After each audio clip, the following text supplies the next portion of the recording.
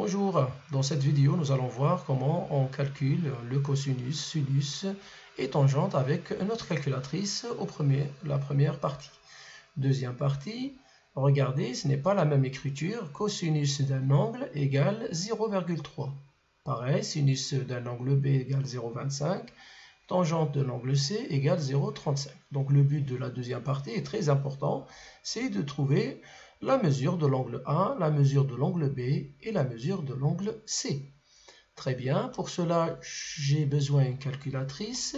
Prenez votre calculatrice sur votre menu, ça dépend de la calculatrice que vous avez. Donc si vous avez Casio, voilà. Avant de commencer le calcul, regardez si votre calculatrice elle est bien au degré.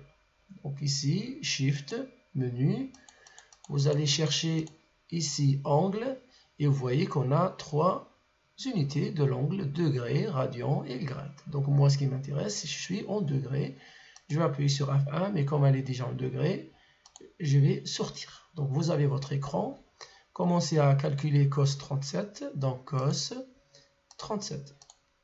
Voilà, vous avez directement la réponse, 0, environ 0,80 si on va arrondir au dixième près. Donc 0,8, 0,80. Pareil pour le sinus 45, sinus 45. Voilà. Et tangente terrain de 70. Voilà. Là, si le calcul est déjà direct, cos 37, vous allez faire la même chose. Par contre, ici, comment je vais déterminer l'angle A? Ici, vous êtes obligé de mettre Shift. Comme c'est cos A, vous allez Shift, cos.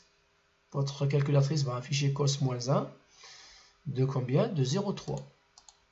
Et là, votre calculatrice, elle va vous afficher directement l'angle A.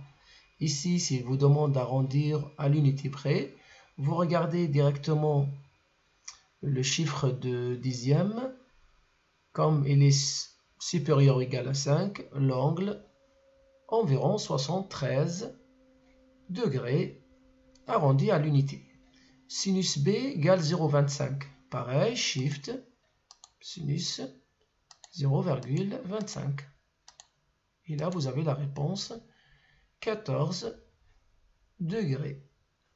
Pour finir, Shift, tangente 0,35. Et là, vous avez aussi l'angle, on va arrondir à l'unité près, c'est 19 degrés.